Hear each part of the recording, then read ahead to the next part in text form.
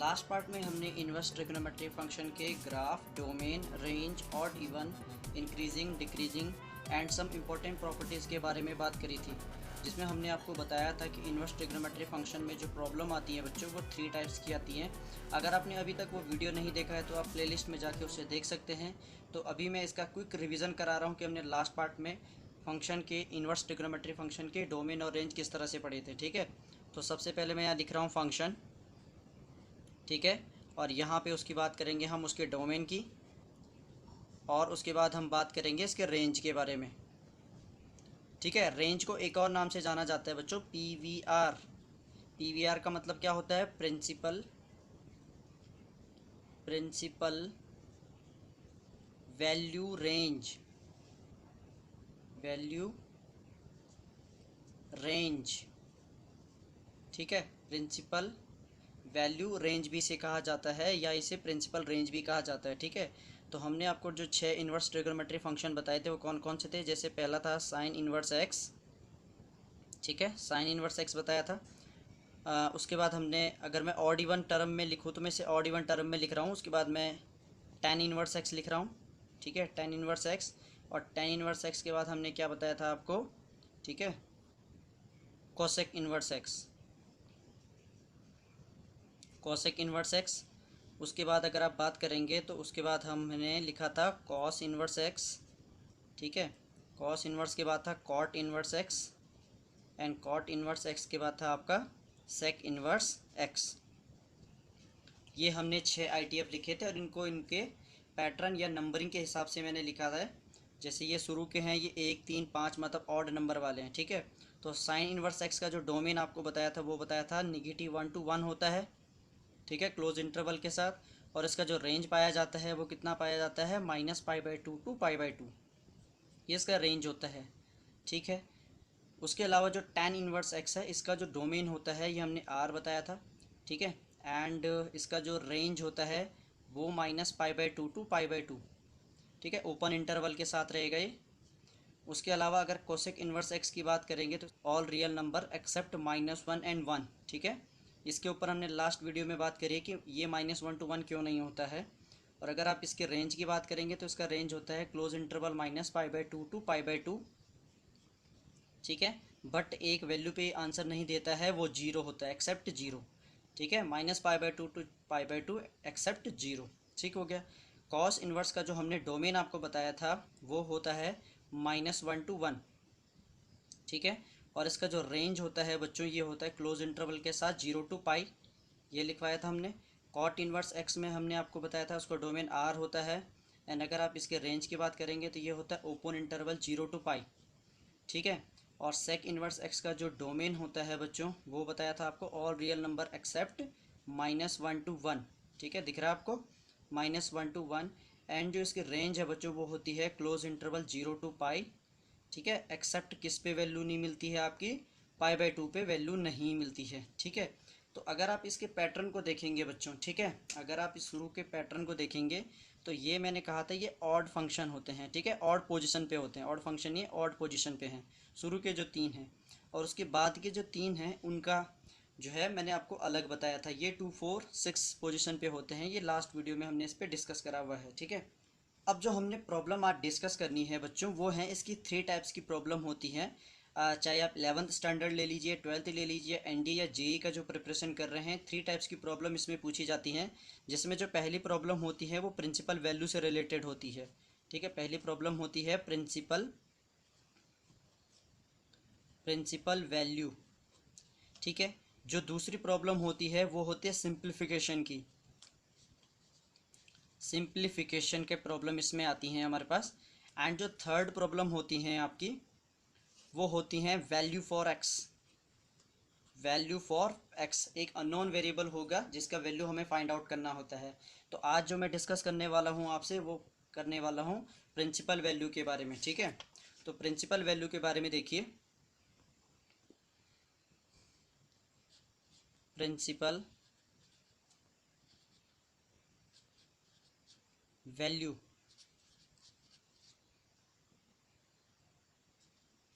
ठीक है बच्चों, तो प्रिंसिपल वैल्यू में हम वही पैटर्न लेंगे जो हमने आपको ग्राफिकल अप्रोच में बताया था। जैसे ऑड के लिए अलग ग्राफ आपको ध्यान रखना है और इवन के लिए आपको अलग रखना है। देखिए इससे कितनी जल्दी आप लोग क्वेश्चन कर लेंगे, ठीक है। जैसे जो ऑड फंक्शन है, ठीक है, कौन से फंक्शन है, ऑड फंक्शन। अब तो आप प्रिपेयर हो गए होंगे क्योंकि ऑड फंक्शन में आपको बताया गया था कौन कौन आते हैं। साइन इनवर्स एक्स आता है, फिर उसके बाद आपका टेन इनवर्स एक्स आता है, एंड उसके बाद आपका कोसेक इनवर्स एक्स आता है, ठीक हो गया।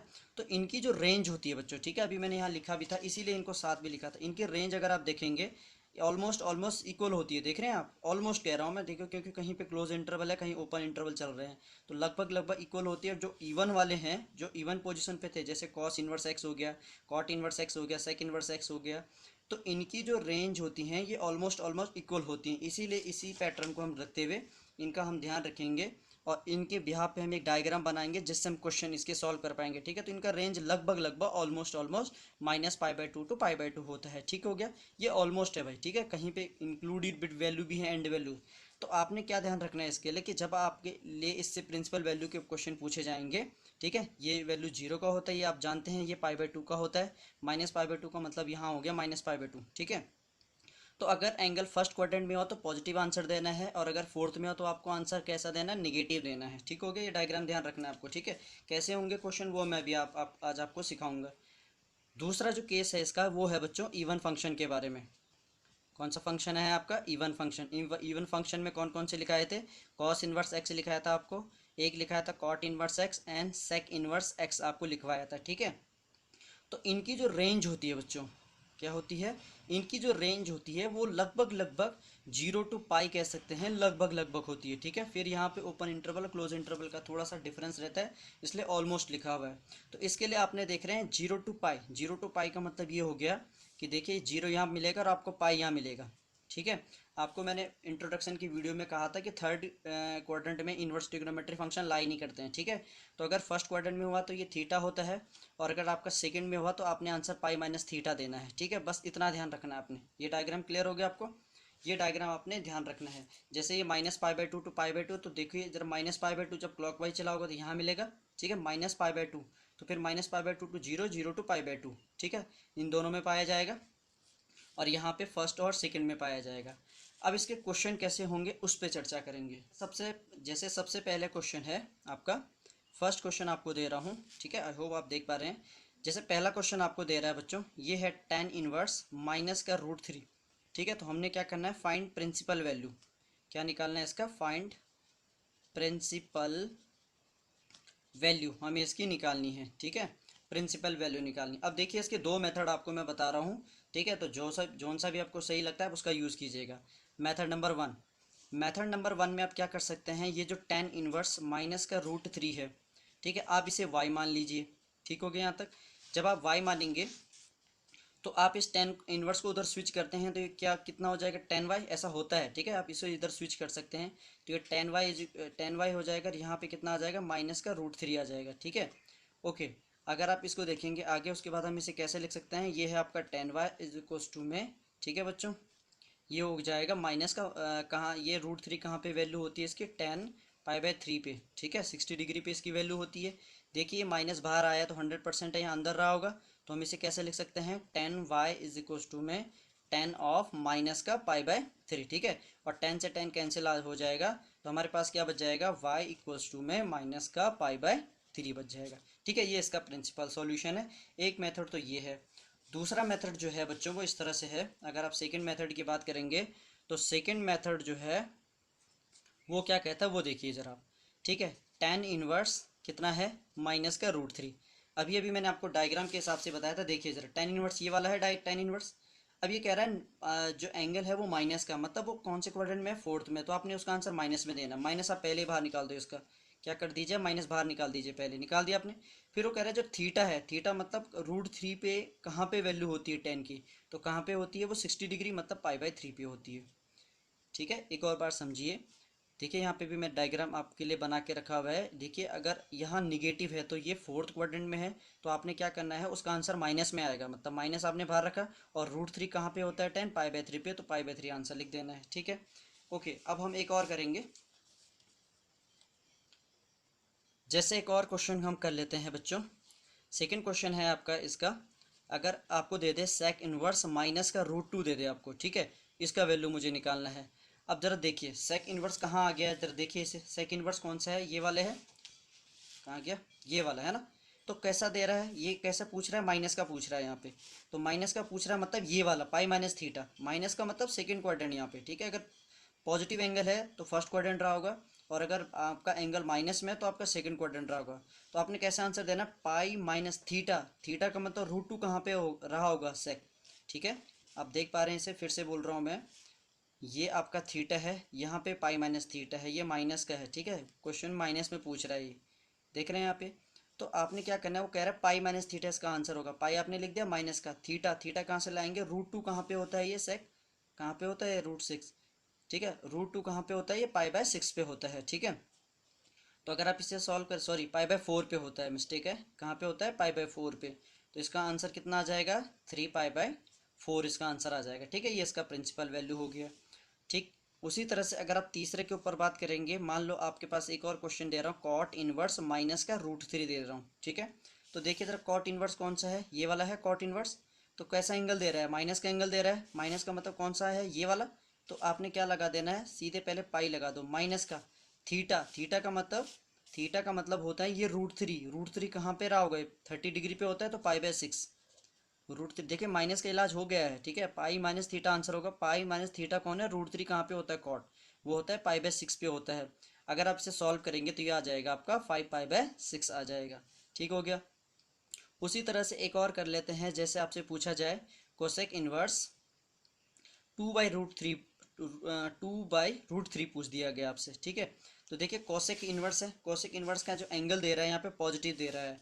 तो कोसेक इनवर्स का पॉजिटिव मतलब जैसा है वैसे ही आंसर दो, मतलब थीटा जो है कहाँ पे इतना टू बाई रूट थ्री होता है कोसेक, तो पता है 60 डिग्री पे, तो पाई बाय सिक्स आ जाएगा, कहाँ पे होता है 60 डिग्री पे होता है ना, तो पाई बाय थ्री आ जाएगा बच्चों ये आंसर, ठीक है, ओके। उसके अलावा जैसे अगर आप एक और करते हैं बच्चों, मान लो आपको दे दिया गया है cos inverse one by two plus two sine inverse one by to, इसका आपको क्या निकालना है, फाइंड प्रिंसिपल वैल्यू, ठीक है, प्रिंसिपल वैल्यू आपको सभी में निकालनी है, ठीक है। तो देखिए जरा cos inverse one by to, cos inverse one by to है, तो फटाफट से देखिए जरा, अगर ये कॉस इनवर्स है तो कॉस इनवर्स का डायग्राम कौन सा है, ये वाला है, पॉजिटिव एंगल है, तो पॉजिटिव है तो कौन सी क्वाड्रेंट में लेना, फर्स्ट में, फर्स्ट का मतलब है सीधे एंगल उसका आंसर दो। तो cos inverse one by to मतलब कॉस वन बाई टू कहाँ पे होता है, कहाँ पे होता है 60 डिग्री पे, तो पाई बाई थ्री आ जाएगा यहाँ पे, ठीक है। फिर plus two into sine inverse one by two means sine one by to कहाँ पे होता है, ठीक है, तो कहाँ पे होता है 30 डिग्री पे, तो पाई बाई सिक्स हो जाएगा। अगर आप सॉल्व करेंगे तो ये कितना आ जाएगा, थ्री, तो इसे सॉल्व करेंगे तो pi by three plus pi by three, तो कितना आ जाएगा, टू पाई बाई थ्री हो जाएगा, ठीक हो गया। एक और क्वेश्चन करेंगे, जैसे मान लो आपके पास एक और क्वेश्चन है, find the principal value of tan inverse one plus cos inverse minus one by two, फिर प्लस साइन इनवर्स माइनस का वन बाई टू, मान लो ये आपके पास क्वेश्चन दे दिया है, ठीक है। तो जब आप शुरुआती लेवल पे इन क्वेश्चनों को करेंगे तो आपको डायग्राम को देख देख के करना है, ठीक है। बट जब आप लार्ज अमाउंट में इसके क्वेश्चन लगाएंगे तो आपको प्रैक्टिस हो जाएगा कि कौन कौन से क्वाड्रेंट में आ रहा होगा, ठीक है। तो टेन इनवर्स वन कहाँ पे होता है, पाई बाय फोर पे होता है, तो यहाँ पाई बाय फोर आ जाएगा, मतलब टेन वन, जो टेन होता है वो वन कहाँ पे होता है, तो पाई बाय फोर पे होता है, ठीक है, ओके। फिर प्लस देखिए कॉस इनवर्स माइनस का वन बाई टू, ये क्या है, कॉस इनवर्स माइनस का है, जब भी माइनस देगा तो कौन सा डायग्राम सीधे चले जाना है, सेकंड क्वाड्रेंट में चले जाना, तो आंसर क्या देना, पाई माइनस थीटा, थीटा का मतलब क्या हो जाएगा, पाई माइनस का थीटा, थीटा का मतलब कॉस वन बाई टू कहाँ पे होता है, कहाँ पे होता है, पाई बाई थ्री पे होता है, ठीक हो गया, 60 डिग्री पे होता है ना, ठीक है। फिर plus sine inverse minus one by to, sign inverse minus one by to कह रहा है, तो आप कौन से डायग्राम में पहुंच गए, यहाँ माइनस का मतलब माइनस पहले लगा दो और थीटा आंसर दे दो, मतलब आपने क्या लगा देना, माइनस लगा दिया, और वन बाई टू कहाँ पे होता है, साइन 30 डिग्री पे, तो यहाँ पे कितना हो जाएगा, पाई बाय सिक्स हो जाएगा बच्चों, ठीक है। अब अगर आप इसे सॉल्व करेंगे तो ये आ जाएगा पाई बाय फोर, फिर प्लस ये कितना हो जाएगा, टू पाई बाय थ्री हो जाएगा, ठीक है, negative of pi by six हो जाएगा। एलसीएम काटाफिटी करेंगे आप तो आपको कितना मिलेगा, पूरा एलसीएम ले लीजिए तो 12 आ जाएगा, ये फोर थ्री थ्री पाई आ जाएगा, फिर प्लस का 8 पाई आ जाएगा यहाँ पे, और माइनस का कितना आ जाएगा यहाँ पे 2 पाई आ जाएगा, तो देखिए 3 पाई 9 पाई/12 आ रहा है, तो 9 पाई/12 का मतलब काटाफिटी कर लीजिए आप, तो कितना आ जाएगा 3 पाई/4 आपका आंसर आ जाएगा। ठीक हो गया यहाँ तक। ठीक है, वन मोर एक और क्वेश्चन कर लेते हैं बच्चों, ताकि आप इसे आसानी से समझ सकें। मान लो एक और क्वेश्चन है tan−1√3, ठीक है, माइनस का sec इनवर्स माइनस का 2 फिर प्लस कोसेक इनवर्स 2/√3, ये आपको दे दिया गया है। ठीक है, इस तरह का। तो आपसे इसमें क्या पूछेगा, वो पूछेगा सॉल्व पूछेगा, या तो पूछेगा इसका प्रिंसिपल वैल्यू बता दीजिए। ठीक है, कई बार सॉल्व पूछता है या द वैल्यू ऑफ लिख लेता है, चार ऑप्शन आपके सामने दे देगा। ठीक है, तो सॉल्व भी लिख सकता है, वैल्यू ऑफ भी लिख सकता है। ठीक है, तो tan−1√3 मतलब √3 कहाँ पे होता है, √3 60 डिग्री पे होता है, तो यहाँ कितना आ जाएगा पाई/3 आ जाएगा। माइनस देखिए जरा, ये सेक इनवर्स -2 हो गया है, सेक इनवर्स हो गया है, तो सेक इनवर्स कौन सा है, ये वाला सेक इनवर्स एक्स का डायग्राम देखिए आप, ये वाला है। तो अगर माइनस एंगल है तो क्या आंसर देंगे, पाई-थीटा, पाई-थीटा देंगे बच्चों, तो कितना आ जाएगा यहाँ पे पाई, ठीक है, ब्रैकेट लगा के माइनस थीटा, थीटा का मतलब सेक जो है 2 कहाँ पे होता है, तो कितने पे होता है 60 डिग्री पे, तो पाई/3 हो जाएगा यहाँ पे। ठीक है, फिर प्लस यहाँ पे कितना आ जाएगा कोसेक इनवर्स 2/√3, मीन्स कोसेक जो है 2/√3 कहाँ पे होता है, तो 60 डिग्री पे होता है, तो यहाँ पाई/3 हो जाएगा।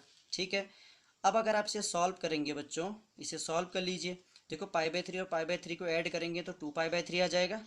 फिर माइनस अगर आप इसे सॉल्व करेंगे तो ये भी 2 पाई/3 आ रहा है ना, तो अगर ये दोनों उतना ही पॉजिटिव है उतना ही निगेटिव है तो कैंसिल आउट हो जाएगा, तो आंसर कितना आ जाएगा 0 आ जाएगा। ठीक, तो आई होप आप लोगों को ये प्रिंसिपल वैल्यू के क्वेश्चन समझ में आए होंगे। मैं आप लोगों को भी लिए भी कुछ क्वेश्चन लिख के दे रहा हूँ, आप कमेंट बॉक्स में इनके आंसर लिखिएगा। ठीक है, जिसमें पहला क्वेश्चन आपके लिए है, ठीक है, आपके लिए क्वेश्चन है try it now.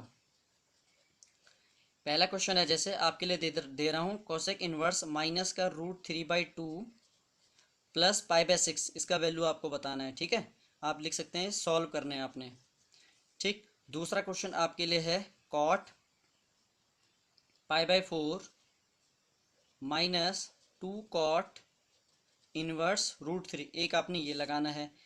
Third question आपने लगाना है बच्चों tan इनवर्स माइनस का 1/√3 प्लस कॉट इनवर्स 1/√3।